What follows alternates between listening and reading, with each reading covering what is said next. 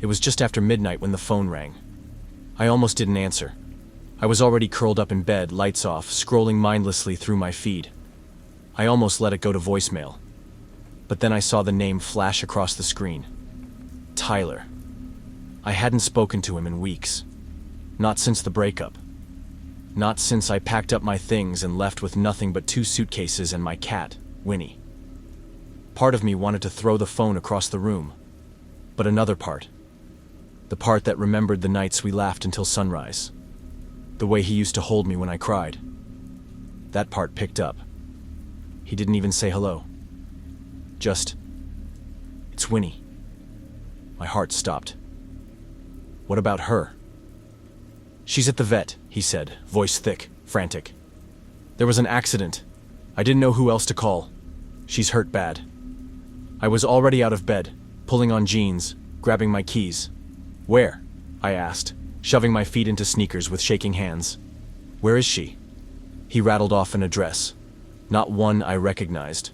Said it was an emergency clinic, out by the industrial district. Said I needed to hurry. That the vet was waiting for me. That she was asking for me. I didn't question it. Not even for a second. Because when someone says your pet, your family is hurt, you don't think. You move. The streets were empty. The kind of empty that feels wrong, like you accidentally slipped into a world that had already ended. The industrial district was 15 minutes away. Old warehouses, abandoned loading docks, dead-end roads. I gripped the steering wheel so hard my knuckles went white, pushing the little Honda faster than it had any right to go. Half of me was praying to get there in time. The other half was already grieving. The address led me to a crumbling building. No lights, no sign. Just a cracked lot and a faded metal door. I pulled in, heart pounding, confusion starting to crack through the panic. This wasn't a clinic. There were no lights, no cars, no sign of life at all. Just a hollow, dark stretch of asphalt and a low humming silence. I fumbled for my phone. No new texts, no missed calls. I dialed him. It rang once, twice, and then he answered. I didn't even get a word out before I heard it. Breathing. Heavy. Deliberate. Not frantic. Not scared. Not the voice of someone trying to save a pet's life. The voice of someone waiting. "Where are you?" I whispered. He didn't answer, just kept breathing. Slow. Measured. Close. I looked around the lot, suddenly aware of every broken street lamp, every abandoned car, every stretch of dark concrete that could be hiding something. Someone. I hung up, threw the car into reverse, tires squealing against the cracked pavement. I didn't care if I looked crazy. I didn't care if it was a mistake. I just knew I had to get out. Now I drove blind, didn't check the mirrors, didn't breathe until I was back on the main road, headlights illuminating blessedly normal gas stations and waffle houses and late-night diners. It took another 20 minutes before I pulled over. Another 20 after that before I stopped shaking enough to dial the real emergency vet I used to take Winnie to. The woman who answered was kind. Too kind. She confirmed what I already knew, but couldn't make myself believe until I heard it. "No," she said. "No one brought in a cat tonight by that name." "No, ma'am," she added gently. "No emergencies reported at all." I hung up before I started crying. Drove home in a daze. Found Winnie curled up on the couch, blinking at me with slow, annoyed squints for waking her up. Perfect. Whole. Safe. She stretched and yawned as I scooped her up, burying my face in her fur, trying to convince myself that I hadn't almost what? Gotten out of the car? Gotten grabbed? Gone missing without a trace in a parking lot where no one would hear me scream? I blocked his number that night. I changed my locks, got a second deadbolt, moved apartments 3 months later. People always ask why victims go back, why they answer the phone, why they drive to unknown addresses at midnight. The truth? Because once, that voice made you feel safe. Once, that person was the one you ran to, not from. Because when panic is clawing at your throat, you want to believe the emergency is real, not the person causing it. I don't trust phone calls anymore. I don't trust bad news texts. I don't trust that desperate voice that sounds just like the one I used to love. Because love doesn't end clean. It doesn't evaporate the second you leave. It lingers. It festers. It waits for the night you let your guard down and answers the phone. It started 2 days after I ended it. Nothing dramatic. Just a slow, quiet break. A conversation that had been coming for months. Too many arguments. Too much mistrust. Too much trying to fix something that had already rotted. He didn't cry. Didn't scream. Didn't beg. He just nodded. Said, "Okay, if that's what you want." And left. I should have known it wasn't over. The first call came around 1:30 a.m. I was half asleep, phone buzzing against the nightstand. Unknown number. I let it ring out. Tried to convince myself it was spam. A drunk dial. Wrong number. The voicemail icon popped up. I listened. No words. Just breathing. Slow. Uneven. Right against the mic, like whoever it was didn't know, or didn't care, that it was recording. The second night, it happened again. Different number. Same breathing. And something else. Sobbing. Not loud. Not obvious. Just quiet. Ragged gasps, like someone trying to cry without making noise. I blocked the number. Went back to bed. Pulled the covers over my head like I was 5 years old again. It didn't make me feel any safer. By the end of the week, it wasn't just calls. It was texts too. Short. Fragmented. Miss you. Where did you go? Don't leave. Always from different numbers. Always after midnight. Always when the world felt thin and breakable. I changed my number. It worked. For about 3 days. Then it started again. New calls, new messages. I saw you today. You looked beautiful. I stopped answering unknown numbers altogether. Stopped checking voicemails. Stopped sleeping. My friends tried to help. Offered to stay over. Offered to call the phone company. Offered to set me up with new apps to screen calls. But none of it mattered. Because it wasn't about the calls anymore. It was about the feeling they left behind. The way my heart sprinted at every buzz.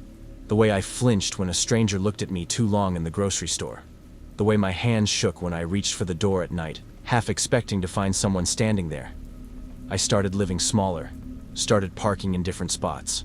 Started sitting where I could see every exit. Started smiling less, laughing less. Started trusting less. The worst night wasn't a call. It was a knock. 3 soft knocks at my apartment door around 2 a.m. No footsteps in the hall. No doorbell. Just knock, knock, knock.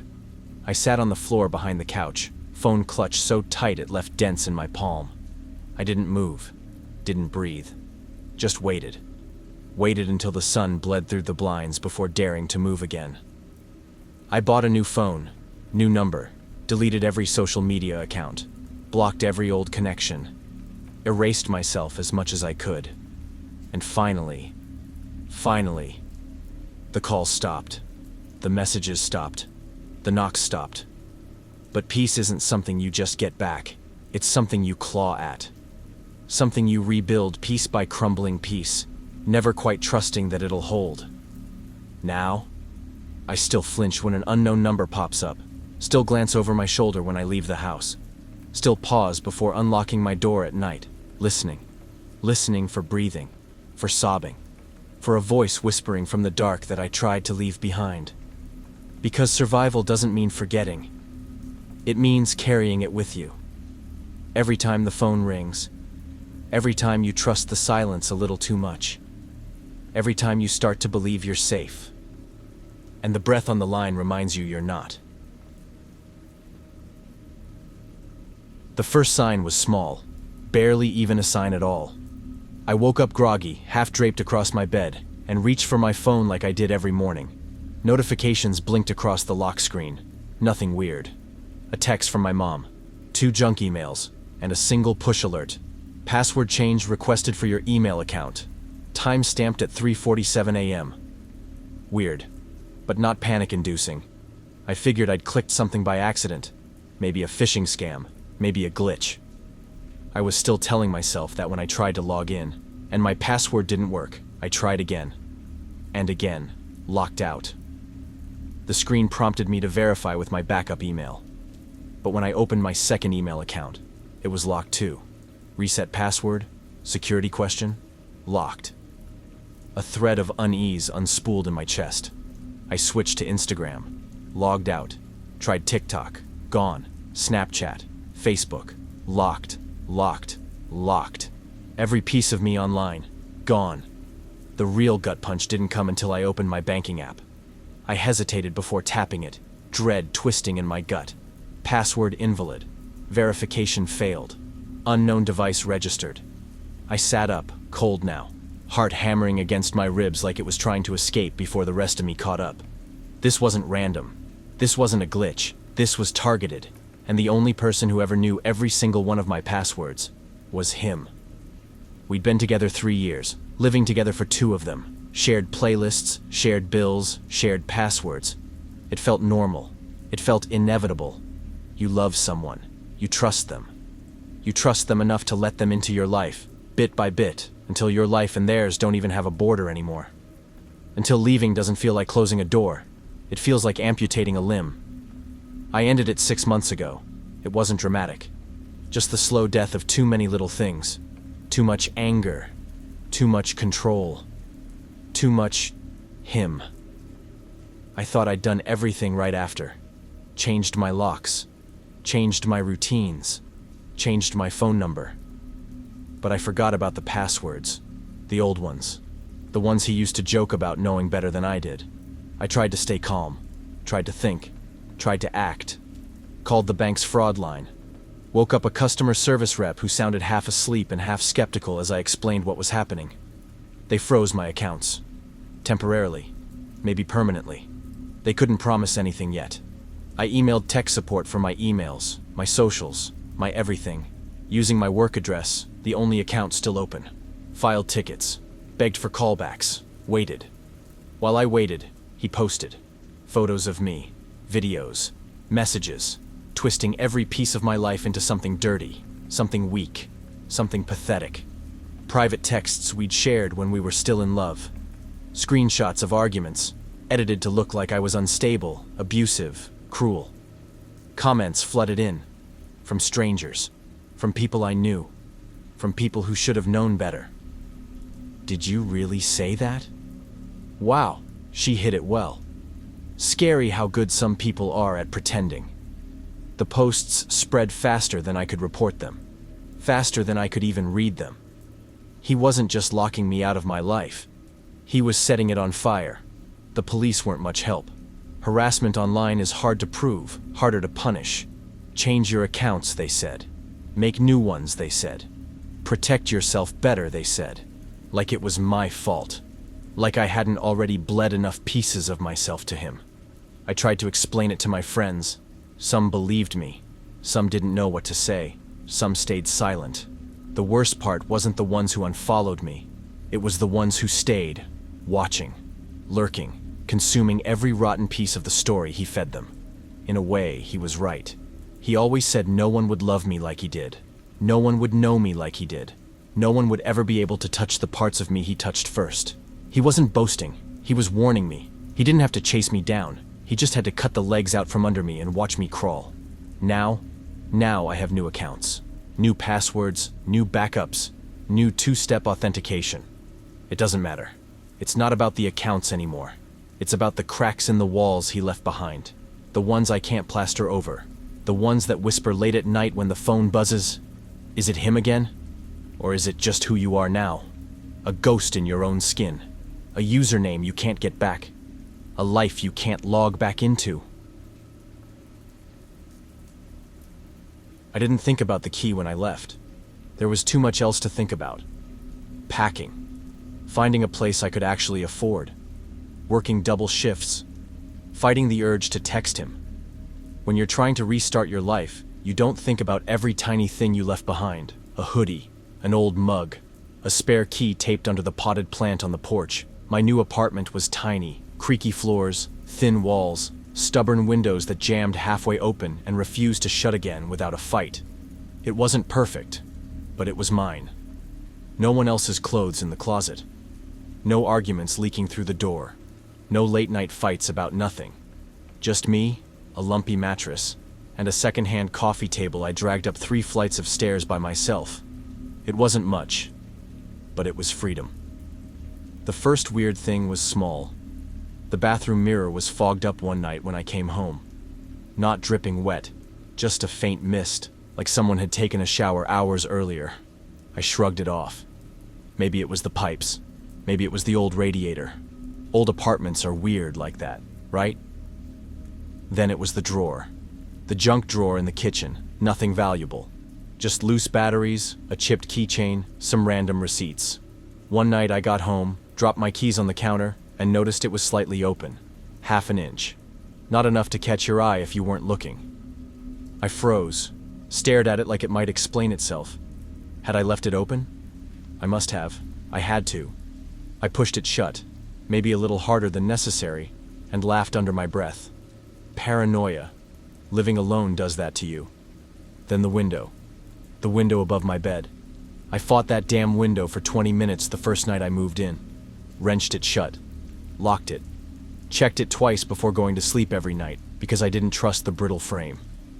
One afternoon, I came home, and it was open. Not just cracked, wide open. The lock dangling loose against the frame. I stood there, groceries dangling from my wrist, heart crawling up my throat, every hair on my body standing on end. I searched the whole apartment. Closets, under the bed, behind the shower curtain. Nothing. No one. Just the silence of an old building settling deeper into itself. I shut the window, locked it, double-checked the front door, and told myself, again, that I was just being jumpy. The dreams started a few weeks later. Dreams where I woke up and he was standing over me, not saying anything, just watching. Dreams where the front door swung open, slow and soundless, and the air turned cold. Dreams where I tried to scream and nothing came out. I'd jolt awake, breathless, heart hammering, fists clenched. Too scared to move, too scared to check the door. Because deep down, some part of me already knew. It wasn't a dream. Not really. The real confirmation came on a Thursday night. I came home late, after closing at the diner, and found my favorite coffee mug sitting on the counter. Clean. Dry. Placed neatly next to the sink. I hadn't used it in weeks, hadn't even touched it. I kept it tucked in the back of the cupboard, behind mismatched plates and chipped bowls. And now here it was, waiting for me. I didn't sleep that night.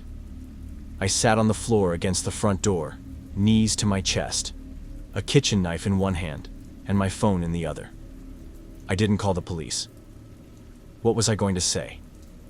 Hi, someone maybe touched my mug? Hi, I think my ex-boyfriend is breathing my air? They wouldn't believe me. Hell, I barely believed me. But belief doesn't matter when your body knows.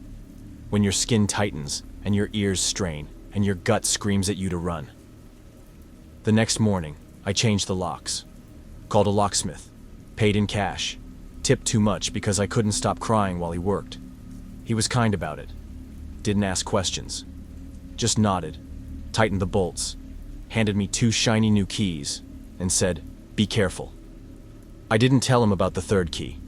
The one taped under the old potted plant on my ex's porch. The one I never took back. The one he still had. I moved 2 months later. Didn't leave a forwarding address. Didn't tell half my friends. Didn't post a goodbye picture. I just disappeared. Because you can change your locks. You can close your windows. You can triple check your doors and sleep with knives under your pillow.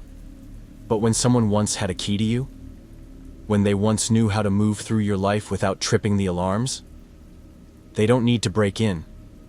They just wait for you to breathe easy again. And then, they're already inside.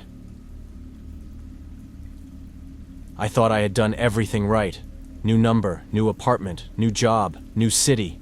I even changed my hair, cut it short, dyed it darker, blocked him on everything. Instagram, Facebook, TikTok, Snapchat, even LinkedIn. Wiped old photos, deleted mutual friends.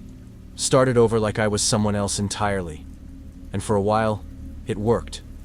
Or it seemed to. The silence was heavy, sure. But it was a silence I could breathe inside. A silence that felt safe. Until the envelope arrived. It was a Tuesday morning. Gray sky, stiff wind, the kind of chill that bites through 2 layers of jackets. I got home from work, kicking off my shoes in the doorway, balancing my purse, my coffee, and the junk mail stuffed into the tiny mailbox downstairs. The usual: coupons, cable flyers, takeout menus, and one thing that didn't belong: a plain manila envelope. No return address, no stamp, just my name, written in thick, messy Sharpie. I almost didn't open it.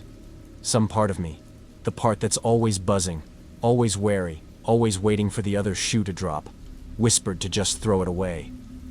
But curiosity is a cruel thing. I peeled it open, pulled out a single photograph. It wasn't glossy. Not a printed photo from a store. It was grainy, slightly bent, clearly developed at home, or somewhere that didn't ask questions. My hands froze midair when I saw it. It was me, walking down Pine Street, coffee in one hand, tote bag slung over my shoulder, headphones in. Exactly what I had done this morning, exactly what I always did. The timestamp printed along the bottom corner said 8:42 a.m. this morning, before work, before I even realized today was any different than yesterday. My stomach dropped out of me.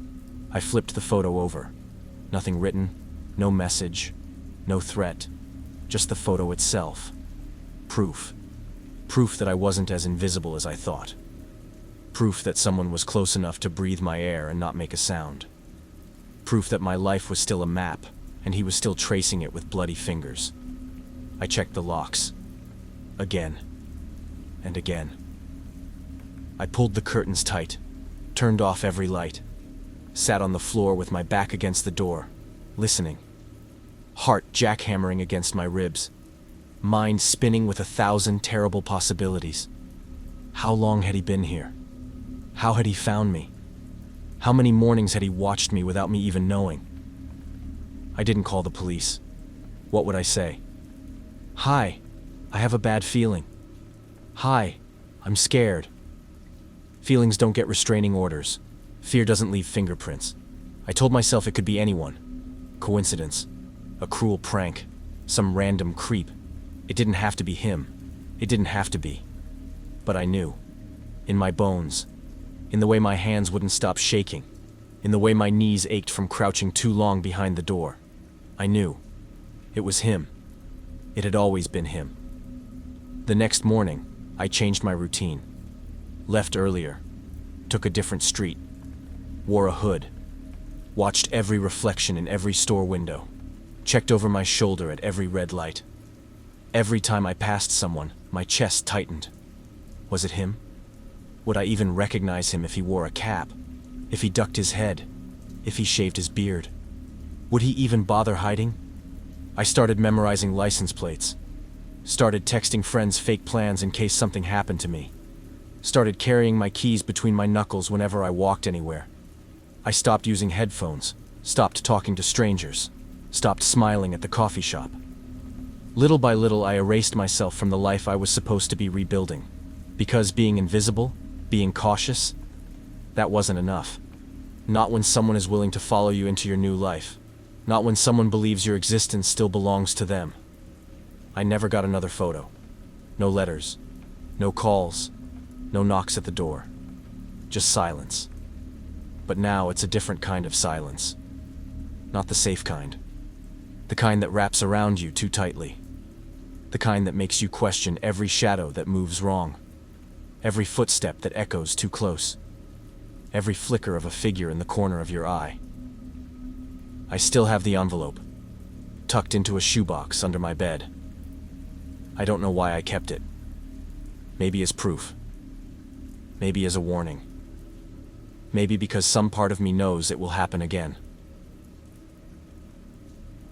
Moving on is supposed to feel good. That's what everyone says. After months of loneliness, self-doubt, rebuilding my life from splinters, I finally met someone new. Chris. He was easy. Gentle where my ex had been sharp. Patient where my ex had been demanding. The kind of person who didn't flinch when I forgot to smile. Who didn't get angry when I needed space. Who didn't make me apologize for simply existing. It wasn't fireworks. It was better. It was safe. At least I thought it was. We'd been seeing each other for about 2 months when it started. The first time, it was just a text.